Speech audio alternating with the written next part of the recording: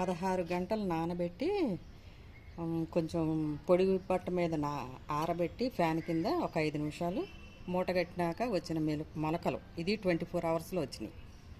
ఇప్పుడు ఈ మొలకలు ఈ మట్టిలో సమానంగా చేసుకున్నాం కదా. చక్కగా మట్టి అంతా నీట్గా రాళ్ళు రప్పలు లేకుండా ఇలా నీట్గా చేసుకొని ఇవి గింజలు మనం పల్చగా ఇలా జల్లుకొని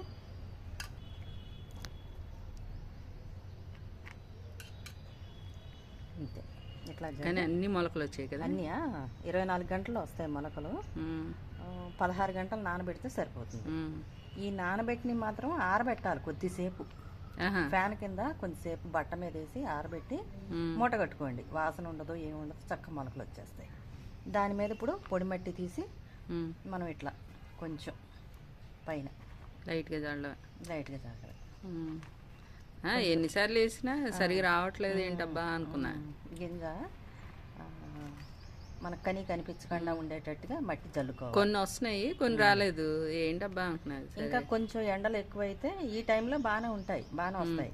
కొంచెం ఎండలు పెరిగితే ఏం చేయాలంటే ఇట్లా మట్టి జల్లిన తర్వాత నీళ్లు జల్లి ఒక పొడి బట్ట కానీ పేపర్ నాప్కిన్స్ కానీ తడి చేసి అలా పైన వేసేస్తే 3వ రోజుకి మనకు మొలక బాగా కనపడుతుంది గ్రీన్గా.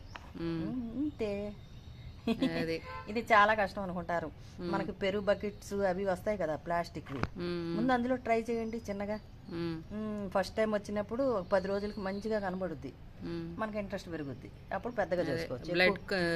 బ్లడ్ కౌంట్ చాలా నేను ఎక్స్పెరిమెంట్గా కూడా చూసాను అనమాట. క్యాన్సర్ పేషెంట్కి ఇవ్వడం జరిగింది. బాగున్నారు.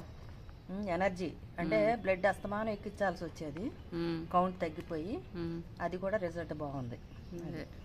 అందుకని అదే చెప్పాక వేసాను, అంతగా రాలేదు. దీన్ని నానబెట్టడానికి కానీ మీరు మంచినీళ్ళే వాడండి.